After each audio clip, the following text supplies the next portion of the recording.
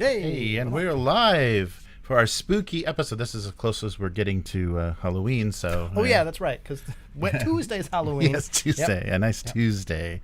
So, but Halloween in Japan is canceled, so they are well, in certain areas. Yeah, well, no, everywhere. I think, everywhere. Yeah, so they're saying, like, convenience stores and everything are posting signs that say no public drinking over the weekend until the 31st. So, like, 4 days, they're going to try to enforce a no public drinking requirement. Just around the vicinity of the convenience stores, right? Which, okay, based on the number of convenience stores around here, that would be significant overlap, right? Yeah, yeah, but I think this is based on they had a crushing incident last Halloween in South Korea. Some kids got kind of cornered in this like narrow street trying to get a look at some influencer in a bar, and some kids died.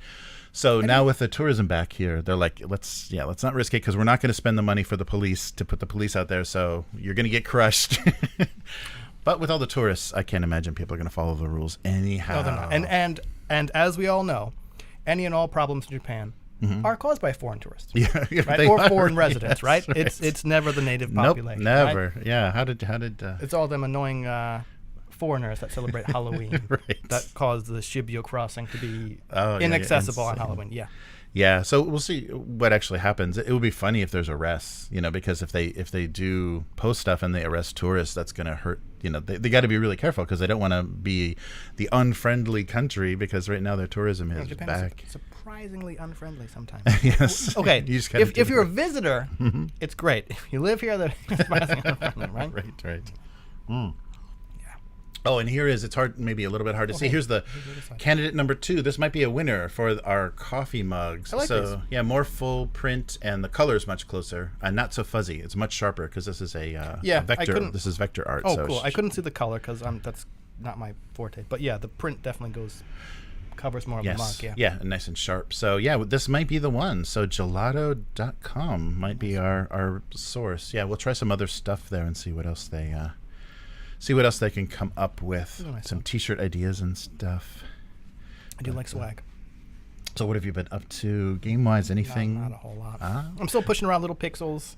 Good, yeah. I did decide to start making, I don't know, for some reason, like, painting miniatures didn't seem that appealing, but I decided, okay, I need to start making that little 4-part board for the 6mm lion rampant. Nice. So it's just like 4 20 by 30 centimeter cheap billboard or cheap cork boards from the dollar store. I ripped the center out, so I had like these frames, and I glued some plastic board on the top of that. That's going to get textured and sink cheap dollar store magnets into the side so that they at least kind of stick together somewhat. Yeah. So I'm going to do the classic half of a hill split in half, which gives you like, kind of like a valley, depending on how you put it together, like a valley, half a hill, or like the opposite size, and I keep bumping the mic. So, well, that's a good idea. I still haven't textured it yet, but they're gluing now, and it is surprisingly hard to find glue that will work for extruded foam. Oh, right. Because the plastic board I'm using for the surface is plastic, but then I want to glue like a sheet of the extruded blue foam on top, and everything I'm looking at, like, not for foam. Yeah, because it'll melt it. It'll eat it, and I'm like, great. Well, how the am I supposed to stick it on there, right? Yeah, that's true. I wonder what there has to be a solution to that. Yeah. And I think PVA glue wouldn't work. Kind of like white PVA glue. Right. Yeah, it might, but it would soak in though to the porousness, so it might. I'm not sure. Yeah. That's you definitely have to test that because you don't want to waste your time doing the board in the house. And then everything just kind of like slides off. Yeah, or I might have to just like use like metal pins or toothpicks or something to drill it into the board so it sticks together. But that would work as well. So. Yeah, if anybody knows, let us know. What glue do you use to glue that blue foam together? Yeah. Anyway, what have you been up to? Oh, so we had not last night, the night before, we did a game of Forbidden Psalm. Ooh. Whoa, yes. Yeah.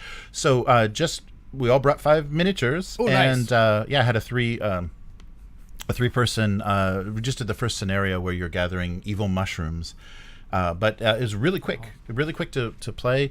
Your gangs, it's just 5 people, and then you can roll random names, random flaws, random feats, and it goes really quick. And random feats. So how many feet did you end up with? Feats, and so you can screw up your characters really good, because you can like, okay, this is my bruiser. He's got the best strength, and then you roll some flaw that says, and he does -2 damage. Right. Yeah, and it's nice because you don't roll stats. There's 2 stat lines that you can choose, where it's either very good, very bad, or just kind of in the middle, and just kind of decide how you want to distribute that. But the thing, we hadn't played Morkborg before, so this is based on that character, those stats in that character. So we didn't quite know what, because it's presence, agility, there's 4 stats. Gotta be like vigor. Yeah, and we're like, what exactly? And like the personality type one was the one that we were like, oh, that's going to be my dump stat, because that's probably like charisma, but that is for doing everything. Oh, really? Yeah, so that was everyone really was comically horrible. Yes, yeah. It was very funny. So agility, presence. So presence is for casting, it's for ranged attacks, it's for every test. Presence is for ranged attacks. Yes. So that was very surprising, because I put everything in agility. It's like, oh, this guy's going to have a bow, and he had -3 presence. It was like, no, he's not going to have a bow. He's just going to have a short sword. But so there's finesse and power weapons. So strength and toughness are the other 2 stats. So strength is for melee attacks. Agility is for kind of more finesse weapons, daggers, and one-handed stuff. But presence is for ranged and spells and everything. Interesting. So that was really tricky. And then you're doing a lot of and presence is also your kind of morale stat when you do leadership tests and stuff, like panic tests. So everyone was running off the board. So I had this slugger with this giant like D10, like he did D10 plus 5 damage axe, and if he took any damage, he immediately fled. Well, I mean, as you do. I mean, like, who wants to stick around if they're getting? Yeah. So it worked out well. The individual characters were really instantly charming. Like, one had a bad smell, so he could just run up and then ruin everybody's presence stat by just stinking. And presence is what you use to search for the mushrooms. So it was pretty crazy, but it works really well. Like how things, like there's a medic feat that you can get. We can revive down characters, and it works well. But when it's random, it's you're rolling almost impossible rolls sometimes to get some of these feats Plus to go 7 to off. hit. Right. So it's fun. Yeah, it's really fun. It's well done, and I can see this as almost like a funnel to find characters that you like. They have a funny name. They had some funny performance in the miniatures kind of skirmish, and then take those into a campaign. Take those into an RPG. I think that would work really well, because you do kind of get attached. Like, oh, this guy's great, and he rolls great, and he died. Yeah, right. Yeah, and it has that same kind of thing, like a little bit of Mordheim, where they're down and you roll if they survive, and they take injuries into the next. And there's some interesting mechanics too, where if they survive and if you roll a critical for their survival, they get an additional feat. So they've learned something amazing. Learned something from their horrible experience. They're brushed with death. So my compliments to the designer. This is really well done. A couple of page numbers are wrong. Oh, okay. So that was a little shocking because we were just like using it for the first time. Right. And it's like, go to page, I think it was like 29 or something, and every time I went to 29, it's a monsters list. And I'm like, it's the monsters list. So there may have been.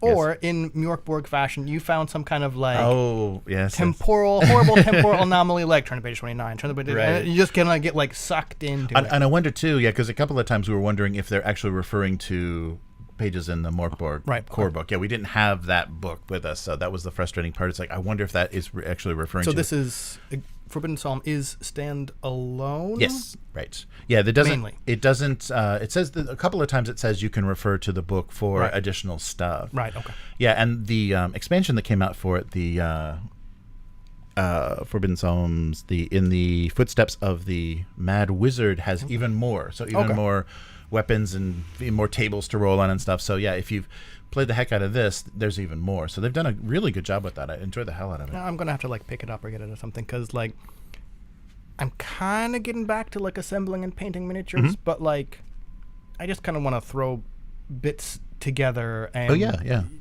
not have like a cohesive force. Just here's 3 or 4 random people. Right?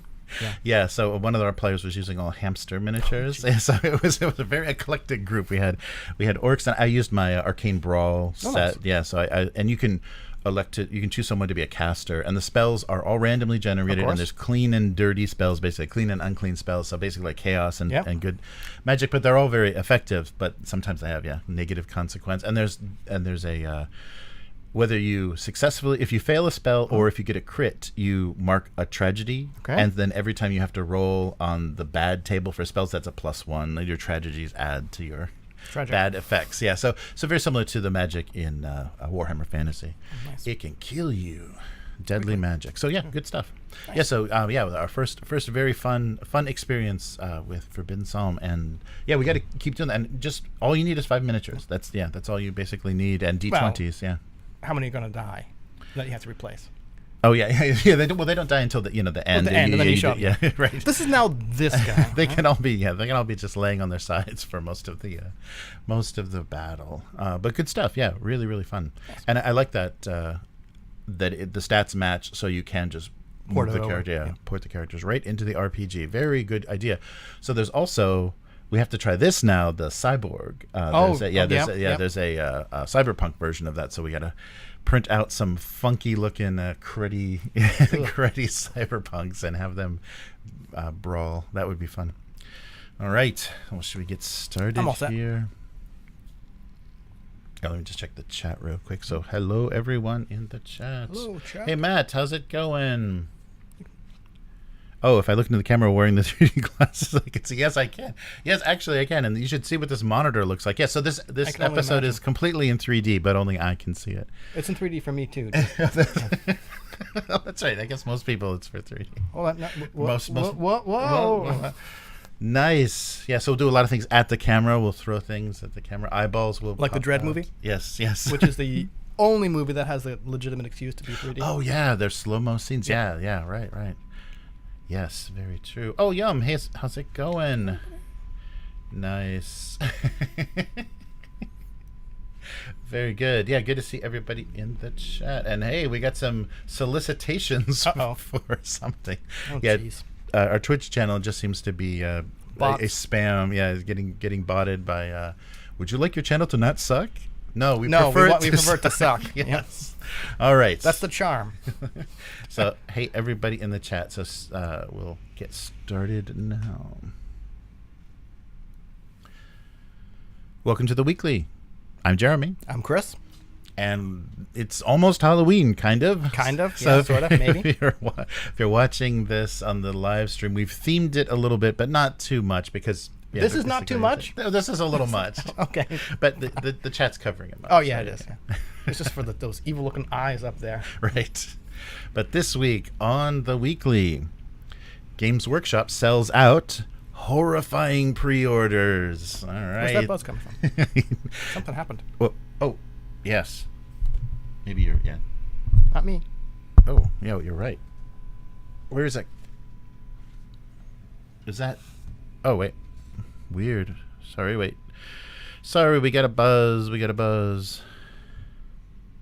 It is lessening. You know what it was? Oh, what was it?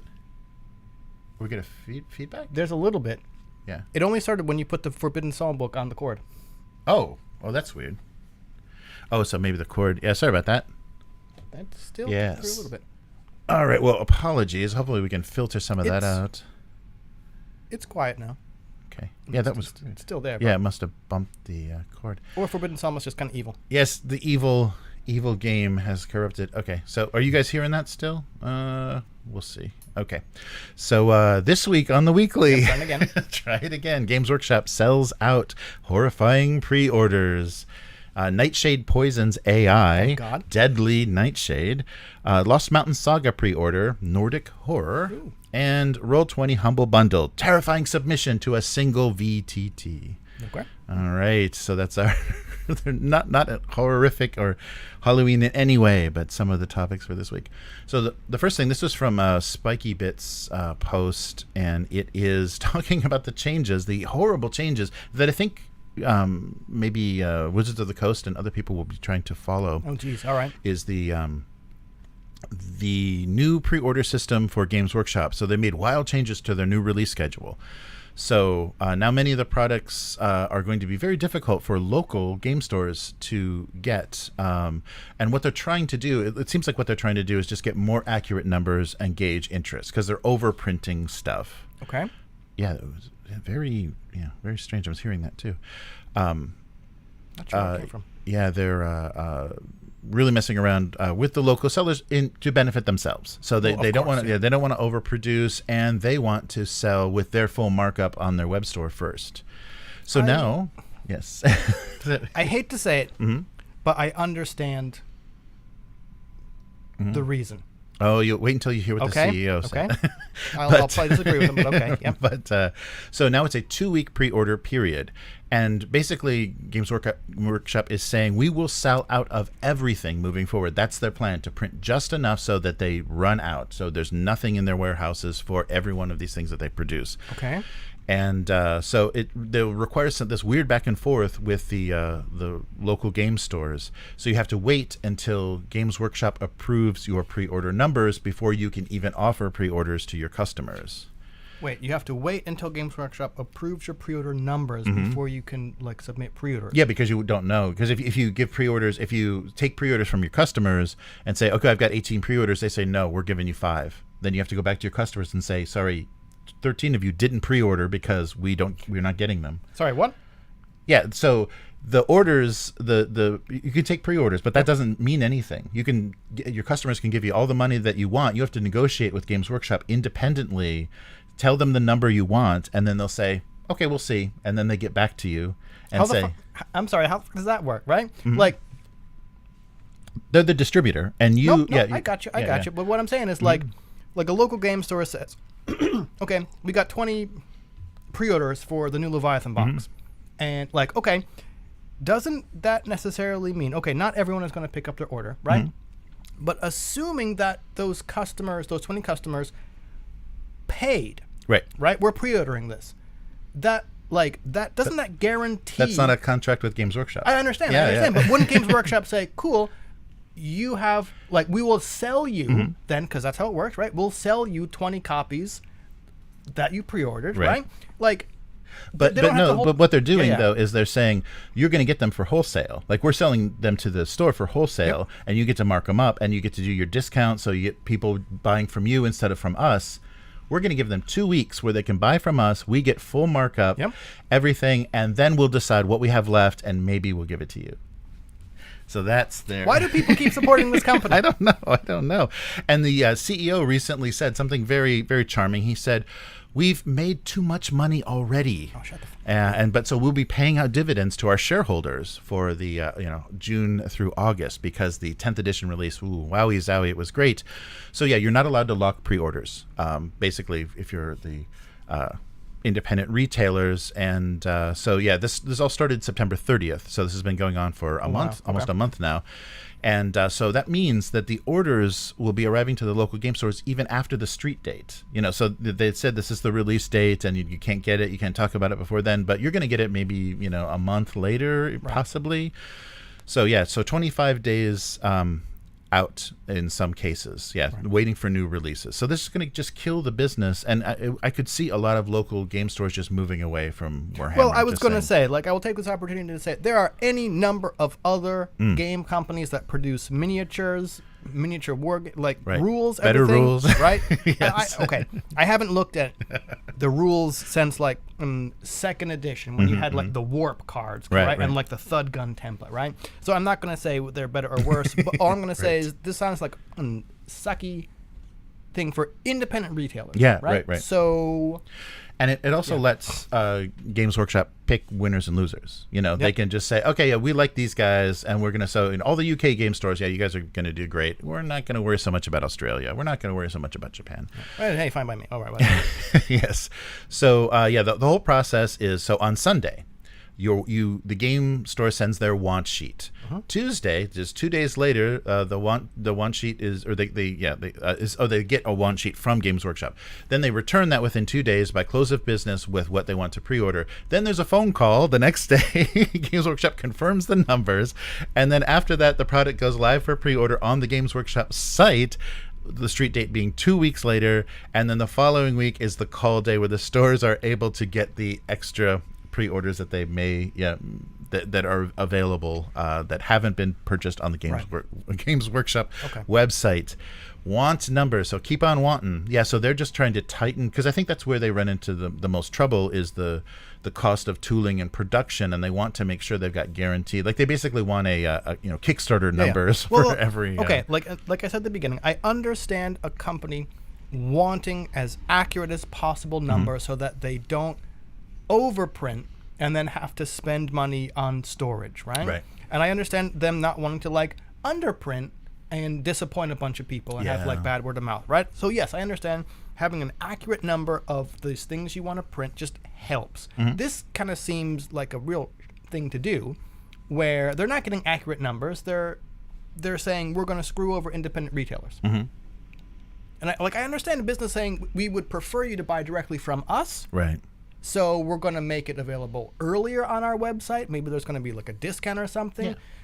But again, this just kind of seems like a giant FU to independent retailers. It really does. And that's I mean, I guess they have brick and mortar stores. So if they didn't have brick and mortar stores, this would be suicide for a company to destroying their community. But those local stores also, if you don't have a Games Workshop, your town's too small or whatever, this is the source of people evangelizing, Warhammer and saying, yes, you should play this game, and here we're getting this new set in, and here's this new starter set. Like, if they're not going to do that, and there's not a place to play, a place to find new players in the local game stores. But as you said, doesn't this kind of, and we've been talking too long about this, doesn't this kind of mean that places that Games Workshop, like independent retailers that Games Workshop knows have like large dedicated spaces to play, they can just say, cool, here's your pre-orders. Right, yeah. And guys, everyone else, like these little stores that have nothing, no place to play, you're not getting any. Yes, yeah. Yeah, so it'll be interesting to see if this people move away from Warhammer, or if this shuts down some stores. If this actually like D&D, I would love it if people moved away from Warhammer. Yeah. Well, yeah, they're too big to fail. Yeah, and that's the thing. WotC is looking at this. Like we talked about the Penguin Random House, that distribution is over. I think Wizards of the Coast is going to want to, if they're going to sell physical things and they have to pay for the production of those hardcover books, they're going to want to get all that profit. So I think they're taking notes from some of this bad behavior. And you can buy it digitally from us, or you can buy it physically, but from us, and we're taking it out of the stores where we. Because especially this tail end of 5e into whatever is going on, they've got tremendous overstock. Like there's so much discount on their most recent books. Printed so many books. Yeah, because people don't know what's happening with the system, so they're kind of waiting and seeing. But anyhow, let's move on to some happier. Sure. Poisoning of the AI. So yes, humanity's fight against the machines and technology. So Nightshade has been developed, and this is the same. This is Ben Zhao, a professor of computer science at the University of Chicago, who's always been an outspoken critic of AI's data scraping processes. He was responsible for Glaze, and this is a new tool that's going to be part of Glaze called Nightshade. And so there are hundreds of gigabytes worth of images that have been scraped to create a lot of the AI. And you can actually have a good effect on it by just poisoning a handful of these images with this new thing that he's invented called Nightshade. So basically it will slip a subtle poison into the art itself and kill an AI generator from the inside out. I don't know exactly. I read this. I don't know exactly how it does it, but it somehow inserts data so that the computer or the scraper tools read it as the wrong thing. Yes, right, yes. Yeah, so this tool will manipulate an image on the pixel level, corrupting it in a way that the naked eye can't detect, but AI will. So the trained AI is going to be trained incorrectly. So things like car and cow will be confused, dog and cat, hat and cake. And if you ask for a cartoon style for your AI art, you might get 19th century impressionism. I think there has to be like a critical mass of these poisoned things uploaded, right? Yes, it will be entertaining. I kind of want to see, but also kind of don't want to see what the result of poisoned big titty anime girl thing will result in. Like what kind of ungodly eldritch horror will it spit out? Yeah, we will see things we can't unsee. I don't think I want to see that. Right, and it will also help defend individual artists. So that for an example, they used sci-fi fantasy artist Michael Whelan and the Poison model. created something very far from their style of work, so it kind of removes the ability to protect individual artists. Yes, by if you say in the style of, it'll be like, oh, you wanted, wanted this, but then people are just gonna have to learn what's being tricked into. So if I want this style, I have to say this name, the wrong name, just the way that people. Well, that's assuming it always corrupts it's always it the wrong way. The same way. That's true. Yeah, so glaze is the tool originally invented by Zhao, which is a style cloak to mask artists' images, allowing them not to be scraped for these to train these tools. And so this will work effectively against things like DeviantArt that have decided that they don't care about their artists at all. But existing models that are already kind of closed, like the SDXL or the recent Doll 3 that have already been trained and aren't going to be looking. So, I mean, Doll 4 will be in trouble. But yes, so some things have now been trained and are kind of untouched, but that they are not at they're still kind of at a primitive level. So yeah, this is all computer training data being corrupted. So it's great that people are doing this. Like there's a lot of computer science people working on tools to recognize AI-generated text and images, and now there's tools to defend it. This is what like cyberpunk anonymous hackers should be doing. Yes, right. Screw your trench coat and katana bullshit, right? Like this is like the real punk, right? Like making sure corporations can't profit on work they don't own. Right. The new war is at the pixel level. Well, and I read that, and I read the Nightshade thing, and it said subtly corrupted at the pixel level, and I'm like, can pixel artists use this? Oh, yeah. I don't know, and I'm wondering because if it's the image is this size, right? And those little pictures, I'm like, wow, that looks like gibberish now, right? Right. Anyway, yes. I'm curious what it would look like. Mm-hmm. Yeah. I wonder what it would do. And maybe they don't want to expose too much of how it works because then it's just going to let the companies get around it. So maybe. Yeah. So we'll see, but it's good. It's good that people in, especially professor status, are doing this to help the future instead of hurt it. But new cyberpunk run mission, and I'm not going to say Shadowrun because I don't like to mix tech and magic. Closed AI scraper system, right? That already has its data set. You got to infiltrate the headquarters with your little thumb drive and upload a bunch of corrupted images into the set, right? Nice. There you go. Free TTRPG idea. Yes, there we go. Actually, I'm going to have to write a new Sprawl mission about that. Oh, yeah. That would be good. Helping our visual arts of the future, our digital visual artists. All right. So something a little horror themed. Okay. The Lost Mountain Saga is available for pre-order, and October 31st was their date. You can pre-order it now, but I think on the 31st is when you get access to the full PDF. Oh, nice. So it's a Free League typical order where the book will be produced early next year, but in the meantime, you have the PDF. Yeah, the PDF is available. And immediate access through the PDF through Drive-Thru RPG. So what is the Lost Mountain Saga? So the story is basically an ancient stone has been discovered in the dark caves of the Mythic North, protected for thousands of years by creatures no longer walking the earth. These sacred stones were never meant to be found. However, it is the nature of human curiosity and greed, exploitation soon begins with little regard for potential risks. So this sounds legit. Yes, and this was originally Ellinor DiLorenzo. DiLorenzo is the Gamemaster, and this is an actual play podcast. So she wrote this original set of adventures for an actual play podcast right after Vaesen came out. So she's Swedish and was very inspired by this. And Free League was so impressed that they said, we want to publish this. So can you elaborate on some of this story, cool. Things that to allow people to run it. And so they got Johan Egerkrantz and Anton Vidas to produce illustrations for it, and they're releasing it as a hardcover book.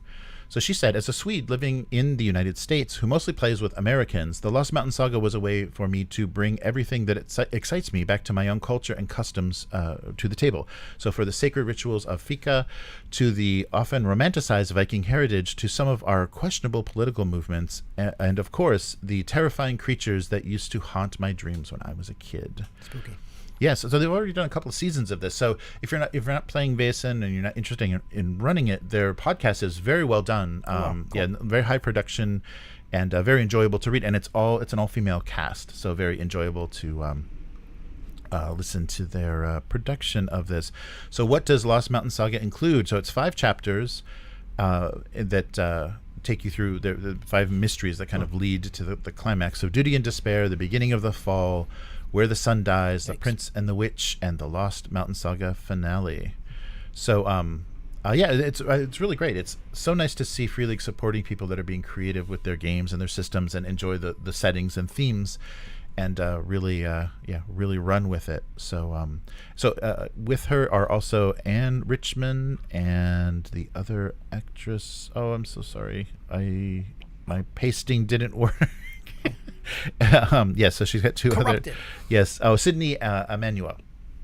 So yes, those are the 2 other actors that are her players. And so it's definitely worth listening to. I'll put a link to the podcast as well as the link for pre-order on Free League if you're interested in this. And we might try to run this. Even though one of the characters died, we had an idea to maybe bring them back as a revenant or something in the storyline, so we could run these adventures. But that'd be pretty spooky. Yeah, very, very nice. Yes. So this is all available for pre-order now, and you can get the PDF on Halloween. How appropriate. All right, probably the most terrifying story of this week is Everything for Your Adventures. So that I don't know. I can imagine a lot. Everything for Your Adventures. This is everything. So yes, I would only recommend this if you are already trapped in the realm of Roll20. Okay. But this is an exclusive Roll20 Humble Bundle. So basically, if you are using that VTT and are happy with it, this is a real good deal on getting a ton of stuff that you can run. A literal ton. A literal ton, a digital ton. So some of the most popular RPGs, virtual assets. So this will be the rule books and assets and things, but of course they're trapped in Roll20. Right, so they're not going to be of much use. They're not just PDFs. And I think some of the assets, I don't think they're compiled, so I think the assets actually could be stripped out of some of these packages. Okay. I'm not that familiar with Roll20. I'm not recommending anything, but I'm just saying if you're using Roll20, here you go. Pathfinder 2e, Dune Adventures in the Imperium, and then a huge selection of deep magic, as well as maps and tokens. And also included is a 1-month subscription to their Plus service to give you extra storage and everything, and to get you addicted. Because you're going to need it after you get all this stuff, right? I guess? Yes, and get you paying. So for about $5, you can get a lot of support for D&D 5e, Cyberpunk Red, and for about $10, you get the Fallout role-playing game, and a bunch of assets for that as well, and also including a Fate starter bundle within Roll20.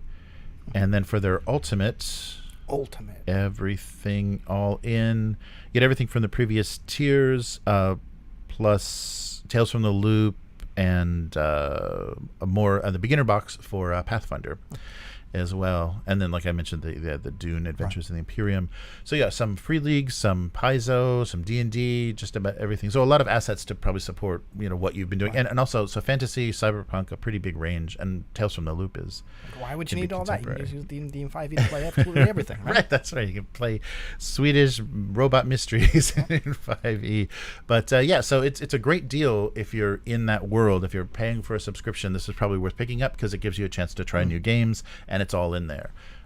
You can read the rules and the adventures as well, and then you have nice assets. So pre-built assets on virtual tabletops are nice because the amount, like if you prep for a campaign, like this is that times 100 to get the digital assets and everything, all the lore and listings and handouts into the game itself. If you have to do the scanning and the creating the digital files, it is quite a pain. It creates a lot more prep that you really just like any campaign you may or may not ever use. Yep. You put all the NPCs in there. Improv, man. Play an improv game where you just make stuff up by the seat of your pants. Yeah, and I really wish, and I hope Alchemy. There's a couple of tabletops that will become or like kind of coming online. They're still kind of in beta.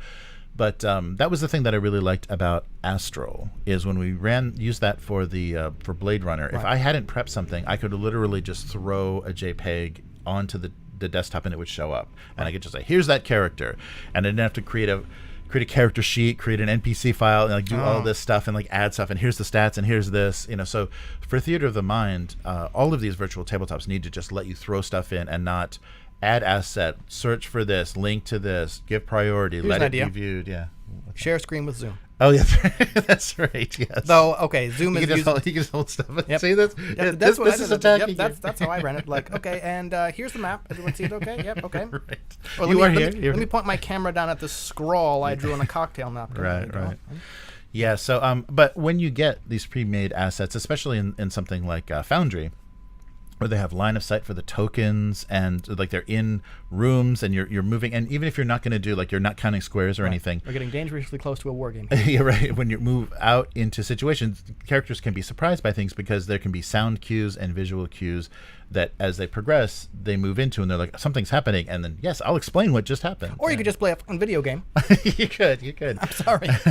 But there's like interesting levels of interactivity that the pre-built assets offer that are nice. And also, so Alchemy, the one that's coming out, is doing really nice. Just it's mostly a theater of the mind. It's intended for that, not really like square counting grid, and it's got nice animations. They take a lot of the digital assets from the games, from the sources for the games, and they do really nice kind of atmospheric animation for it. So you'll just have maybe the cover art, but the hair is flowing. And that kind of the very subtle. The generated, like, right? Yeah, so very subtle stuff. Yeah, the ones that mimic those old like 3D sheets you could look at, and they were like, there's a little bit that's moving. Yeah? Yes. Yeah. So some nice, really nice visual elements that are better than just like a static image.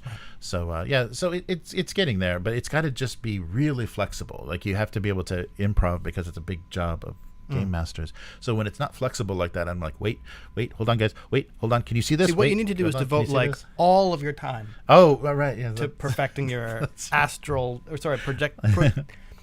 perfecting your VTT GMing skills. Right, that's right. It should be a career, not a hobby. Yes. Yeah, so everything for your adventures, a Humble Bundle is now available, and we've got a affiliate code. So if you are already on Roll20, if you're on Roll20 though, this is a great way to get a ton of assets for almost nothing, and because the prices are pretty dear in the store, in the Roll20 store. And if you were curious about trying Dune or Pathfinder, or Cyberpunk Red, or Fate, or Tales from the Loop, it's all there. So that'll help support us. So there's a link in the description for that as well. Have I mentioned I'm thinking about trying Roll20 now? Oh, actually, no. I just want people to click on that link. Right? Yeah, but I mean, it's not any better or worse than everything that's out there. I'm partial to Foundry just because I'm learning it. It's just like with Photoshop. I'm like trapped in Photoshop hell because I know it, and so it's hard to like back out of all of that. I still very embarrassingly have not even cracked open my Affinity Photo 1E workbook. Right, like it's on my computer. Like I open up, I'm gonna go. This is nothing like Photoshop. I'm not instantly good at it. I have lost interest. Right. Yeah. So, but if you are in the Roll20 world, I actually had a screen cap of this, so I could tell you what else is on there. Yeah. So Pathfinder, Dune, Deep Magic. There's the Alien Archive for Starfinder. Okay. So Pathfinder. Yeah. Sorry. Loop. Junkers for Pathfinder. Junkers Delight. Looks like an adventure. Brave New Worlds. More Pathfinder assets and a lot of maps. Yeah, Cyberpunk Red maps and all kinds of good stuff. Oh, and as of I think today, there's mystery inclusion. So they're actually adding more to this bundle before it's completed. So it's still got a few weeks, and they're adding more like every week to entice you a little bit more. So it's going to be huge. By the end of it, you're going to have access to a lot of stuff. So if you're already in Roll20, it's worth. You can do other things than 5e. Branch out. Why would you? Yes, and it supports the. I can't even read it, but the kids' charity. What does that play? A lot of the streamers. Oh my god! Yeah, it supports a wonderful charity for children, children's hospitals. There you go. Yeah, but usually that's the one that people kind of default to when they do actual plays with like donations and stuff. Yes, so check it out, and that's the spooky end of this this nonsense. This week. So where can people find you? On Threads, I guess, or more importantly, like Blue Sky, Hivemind, HYVEMYND, where now it's little pixel dungeon stuff and the slow beginnings of that tiny lion rampant board. Oh, nice. So So, how about you? Very good. Yes, so I'm still doing my single panel gag cartoon, so Abuse Cartoons on YouTube and Twitch. So I draw the cartoon, eat some snacks from the convenience store, and surprisingly, all the Halloween stuff is gone already. It's not Christmas. Even, yeah, it's Christmas now. I mean, so just in case you were wondering, just late October is haven't Christmas. even had the holiday, and it's already Christmas. Yeah, they got to clear the stuff out because they got to get Christmas out of the way for New Year's. So it's a mess here. So we'll be enjoying our non Halloween in Japan, where we're not going to be drinking in public or meeting other people in the street. Stay home and don't drink in public. Yes. Yeah. Congregate is the word I was looking for. And so if you'd like to support what we're doing on the weekly, please visit upturntable.com, where everything is linked. And if you'd like to directly support us, become a weekling. Yes, the strongest of all supporters. Yes, that's on Patreon. And there's also now Patreon is open to free subscriptions. So I've got some ideas for posting things for free. So I think audio files for actual plays and things are going to have their home now for free on the Patreon site, because that would be a good way to keep things stored. So we'll have both a video, the video element with the audio of the stream, and then the audio itself if you just want to listen to that.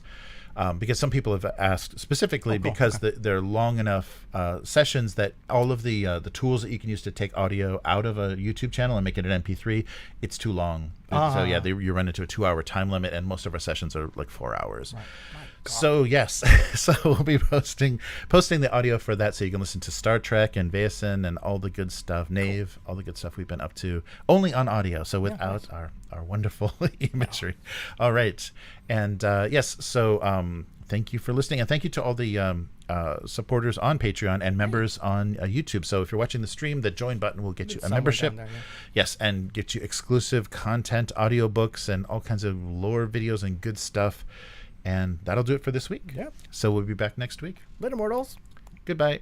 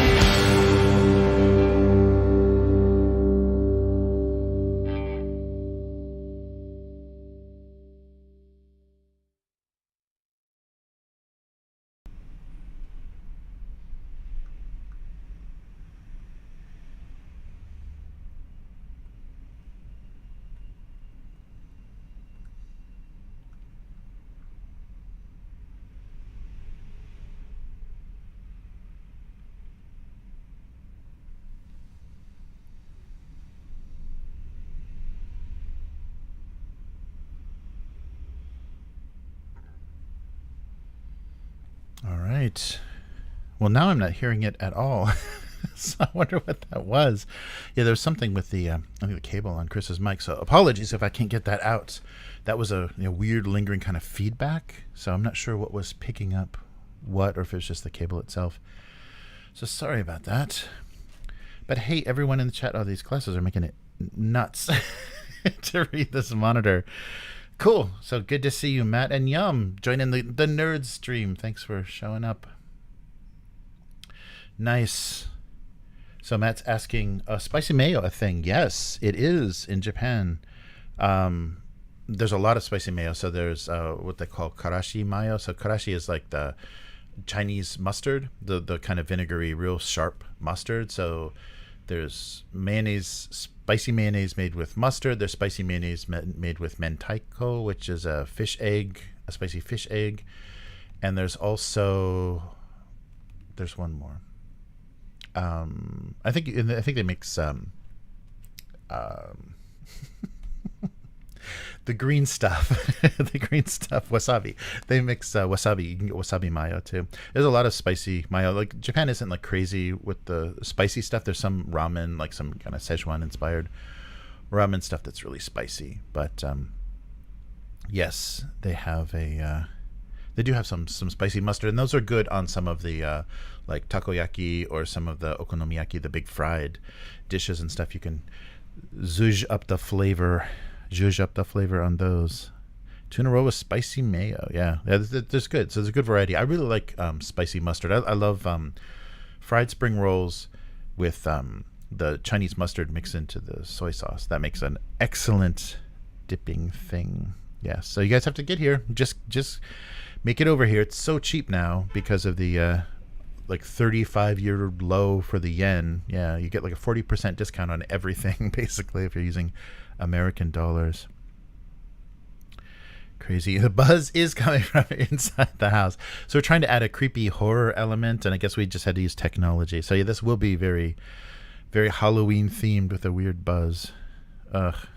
The buzz was the friends we made along the way. Very good. Yum. Yes. Yeah. GW is terrible. Yeah. Limiting inventory, and just so do they want to be one of those like limited edition artist sites where you go to their web store and everything is sold out because they only make enough to sell, to the number of interested customers? It's really bad that they're doing that. Then they're just going to, yeah, that's right. They really are going to force people. It's just another excuse for constantly changing the models and forcing people, yes, to rebuy things. But it's going to force people towards 3D printing and one-page rules, like free rule sets that you can use, cool miniatures. And I think what they don't want to do is let you buy their models for a reasonable price, because when they overship, I got that Dominion or whatever the previous edition's starter set for Age of Sigmar for like $80 or something really, really cheap. And they don't want to sell it for that, but they overproduced it.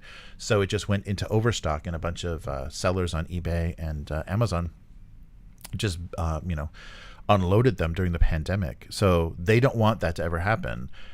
So they're going to want to control those numbers and get every possible penny. They have pence out of their production. That really sucks, and hopefully that's going to just lead to people just abandoning them, because they're good, but they have a style and they have a look, and there's people that are doing better looking things now than GW. They're not I think technologically they're the best game in town, but as far as design and stuff, not even close. There's some really good artists showing their stuff off now for 3D miniatures. Right. Yes. All right, Matt. Yes, you haven't made my cartoon stream has been starting so late though. I think you're probably in bed. It's been pretty brutal. Yes, WotC ruining magic. Yeah, it really sucks. I think all of these companies are not thinking about how much the local game stores help promote the hobby. And if you take them out of the equation, you can't just sell this stuff on social media and word of mouth. You really need people. That kind of peer pressure, I think, of the hobby is a big part of it. So when people get into things, again, my friend wants to play this. Okay, I'll buy a starting army, or I'll buy the starting deck or whatever so that I can play with him. at the store because the store manager talked him into it. Yeah, so and without that, it's kind of like the death of the video store too, because we go to streaming services and see that endless sea of crappy thumbnails for, multi-million dollar budget movies, and it just looks all like crap. And if you don't have somebody saying, "Oh yeah, if you like this, you'll like this," and just having a conversation like a video store owner, then you lose a huge part of like enjoying things, because you make so many wrong turns. If you have to do everything trial and error, it's expensive and painful. You waste your time and your money. Yeah, Nightshade, that's a really cool development. So I'm glad there are people with some power and knowledge that are kind of leading the charge against this nonsense, because just because they could, doesn't mean they should have done that, scraping all the free art. It is a cyberpunk dystopia, that's for sure. I agree, Matt. Oh, yes. Matt says, we are playing the Lost Mountain Saga. Yes. Are we? Yes, we are. Yes. So, oh, interesting. Yeah, I'll have to take a look. Yeah. I'll download the PDF and I'll take a look at if that is adaptable. Yeah, so we could either do the characters or their era of the people in the future, not whatever the opposite of ancestors is. Yes, your characters can be the ancestors of these people. Yeah, that would be fun to set it in the 70s. Hey, dude, good to see you in the chat. Yes, my cool glasses. So this was like what a character in Back to the Future 2. That was his whole thing. It's just he wore 3D glasses, so that was a personality for a character. One of those gang members in the crew, Biff's crew. Yes, so I just had these. I wanted something different. It's probably more horrific if I don't wear glasses. So nice. Oh, nice. So Matt said we should time a Fallout AP to the release of the Amazon series. Oh, that's right. There's an Amazon series coming. Oh, that's cool. Yeah. I wouldn't mind trying Fallout. I know that from the PC games, or the first 2 PC games, and then the console games. Yeah, I know that setting pretty well. That's weird. Like there's a couple, like the Cyberpunk 2077 setting I feel like I know really well. The Witcher setting I feel like I know really well. And Fallout I know well just because of the games. Just because you're interacting with that setting so much. So I wouldn't have to learn much. It's already kind of there. So any of those would be fun to play. Yeah, I hope Alchemy adds, adding images, just drag and drop. That would be great. I agree, Matt. Right now you have to keep them in a handout folder, and each player has to look at them independently. Yeah, which is, that's not, at least it's possible, but yeah, that sucks. The Level Up charity, thank you, Matt. Yes, Level Up. I couldn't read I dragged a screen cap over into my notes, and it was, too pixelated to read. Yes, and no Halloween in Japan. Yeah, dude, there's no Halloween this year. Or they're trying to restrict people drinking in public and congregating. And I think because tourists, especially, like, this isn't their home. They don't give a crap, and they're here to party. So if they're going to let you drink in the streets, it's going to just turn into the French Quarter in, New Orleans here, and the Japanese police cannot handle that. So I think they're discouraging that, and plus they don't want people injured from fights and whatever, but they don't want to also have crowd-based stampeding and crushing incidences, because they can't handle it. Even though they wanted to have an Olympics, they can't handle crowds. Nice. Oh, spicy mayo in the U.S. is always the sriracha, what is that, Thai, Vietnamese sauce? Interesting. Yeah, that would be good too, like a spicy, like red pepper sauce. Yeah, sriracha is pretty popular here as well. It just kind of it's a condiment you see around a lot. I think if it's Vietnamese, because there's a lot of Vietnamese cooking here as well. You can get a lot of like Vietnamese sandwich shops and noodle shops, pho shops and stuff. Nice. Oh, Matt's son told him that he wants to make Space Marine armor for Halloween next year.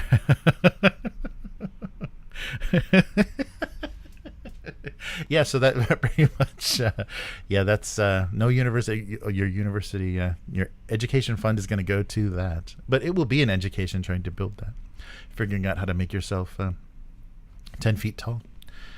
Nice. Yeah, I can't believe the engineering involved in some of that, because it has to be bigger than you, so it's like everything is just an extension. You're just like this operator inside this armature. So it's almost like a puppet, like one of those freestanding, like Jim Henson puppets, because you're just extending all your limbs. But which era, which mark what armor are you going to be wearing? That's the biggest. You can't go Primaris, so who knows. But so we'll see. Yeah, so sorry for there won't be Star Trek tomorrow at this time. My family in town, and so we're doing stuff. It's our last weekend before they head back, so we're doing stuff. We're good, but we are going to do. So Chris and I will unbox Monster Hunter finally tomorrow night. And then we're going to play with them. We're going to do the Monster Hunter board game, not on stream, but the unboxing will be on stream. And then we'll play the game. And Forbidden Psalm was really fun. That was great. If you caught me talking about that earlier. So the Morkborg skirmish game, kind of a blood and guts skirmish game, miniatures war game, is really good. I liked it a lot. It's really quick to make a gang, and there's a bunch of random tables, so you end up with really crazy, fun stuff with very random names, and they've already released that expansion up that's like a year after, so there's a bunch more supplementary content, including a bunch of new tables and then new campaigns as well. Nice. So Matt's saying the ones I saw at Gen Con were oversized, but not much more than 6 foot. Oh, I see. Interesting. Yeah, I guess you have to decide, whether or not you're gonna want to walk on stilts. Because if you're gonna want to wear it at a show, you have to make it something you can survive. I think people, overestimate what they're going to be able to walk around in a crowd on. Because some people are on elevated footwear and things. So nice. Space Marine. Oh no, just push him toward Imperial Guard. That would be a little bit easier. Nice. Yeah, that's funny. There's so much, loyalty and connection to that IP that people have, but the company running that. Oh yeah, that's I was listening to a bunch of Rick Priestley interviews, and he made some really interesting points, like during his time at Games Workshop and a lot of the mistakes that they made. And he actually was given the job of designing the Lord of the Rings strategy game, and had to do it real quick, but it was like something he definitely wanted to work on, but said they had huge success with it, but they almost ruined it because immediately they got involved with a D'Agostino or one of those like monthly magazine kind of things. So they started that right away. So that promoted the game. So most people found the Lord of the Rings games, that GW Lord of the Rings game from the movies. When the Peter Jackson movies were out, people were interested, and they got these magazines were in the bookshops with the miniatures and paints and all the rules and everything. So that huge success of that, they didn't know what to do with, and they fumbled it really bad. So they lost money at a peak, and then their business kind of failed because they couldn't produce.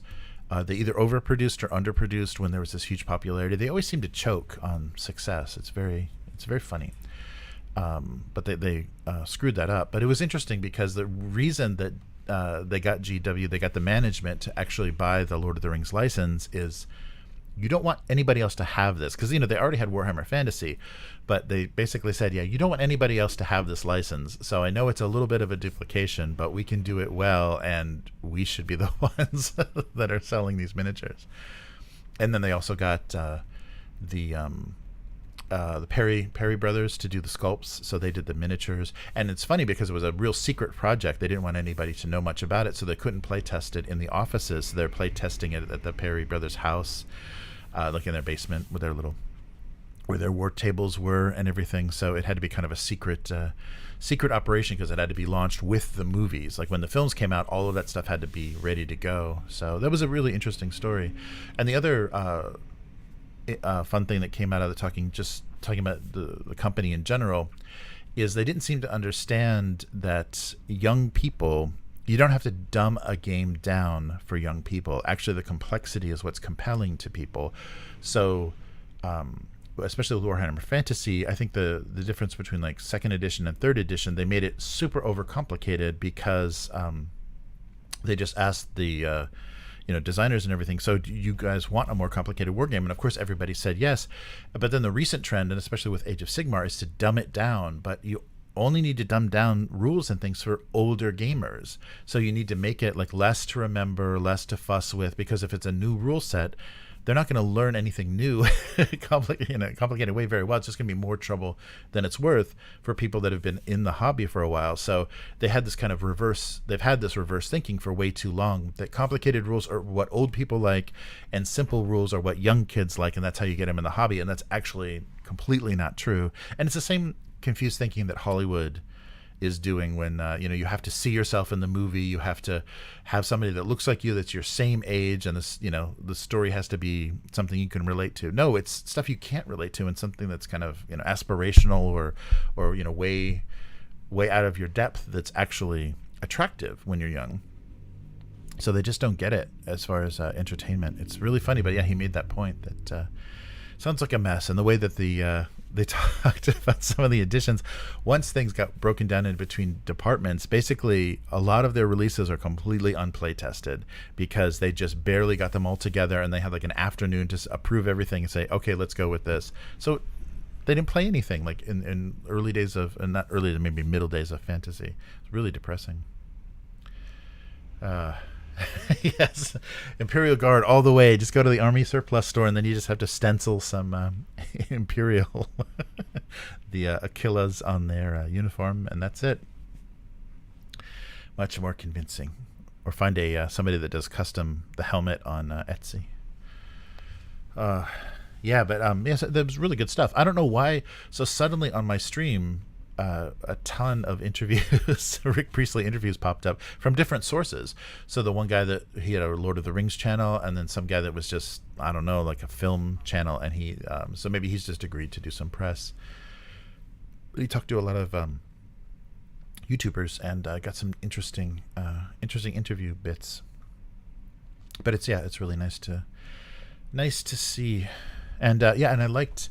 He even talked about kind of more recent developments. So he said he kind of the most recent thing that he's done is that Erebon, the fantasy setting game for, I believe it's Warlords, and he said he kind of did that as a favor because he didn't really want to release it. It was something he was kind of working on, his own kind of fantasy battles, something he was working on. He didn't really want to release, but as a favor he released it. So that's the thing he's working on most recently, as of the time of that interview, and but said it was actually a favor.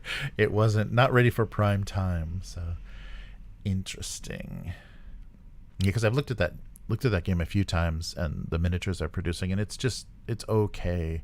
It definitely seems a little like it needs to sit in the oven a little longer. Much more a fan of Oathmark at this point, but we'll see.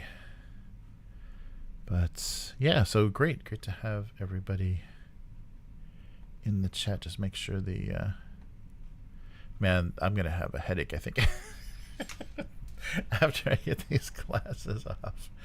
Nice. Very good. All right, well, it looks like the stream didn't break. That's been my curse the last few times I've done the cartoon stream, is it's just broken in half. So it's been in 2 pieces. But yeah, I'm still doing that. I'm figuring out whether I want to keep doing it weekly at the shorter time because I only need to do the 2 cartoons, or if I should do a longer one. So just do like a 4 or a 6 hour stream where I do a bunch of cartoons for the month. I don't know, because that could be, then I could hit many more time zones, and people will be awake at different times. So we'll see what the future holds for that. And so Chris and I, so tomorrow night, some later than now, so maybe nobody will be up, but we'll do a quick unboxing, and then we're going to play some play some Monster Hunter board game, but you'll see all that plastic on the live stream, so that'll be archived, so you can see all the giant monsters that they included. Pretty impressive. But the rules, I think the rules are really going to be it's a diceless system, so it's all card based, so that should be a good thing.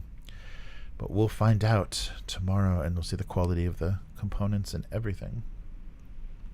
So thanks so much for joining. Oh, hello again. Oh no, did we drop out? It looks like it's okay. YouTube seems to be still going. Who knows? Yeah, it's been really bad recently. I wonder what's caused that. Yeah, I've just gotten disconnected too many times from the YouTube, the live stream. So maybe they're just having some technical problems or growing pains or something.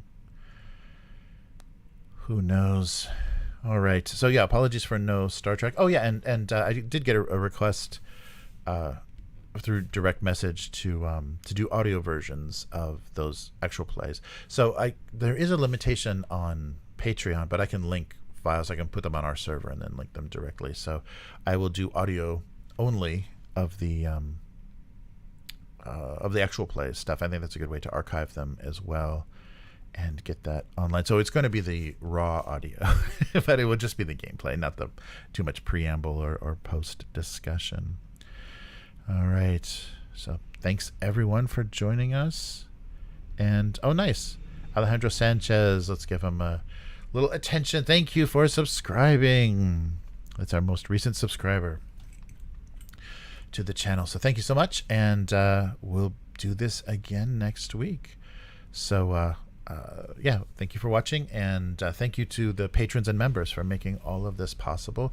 The audio for this is going to be on the RSS feed over the weekend, and I will see you again next time. Goodbye.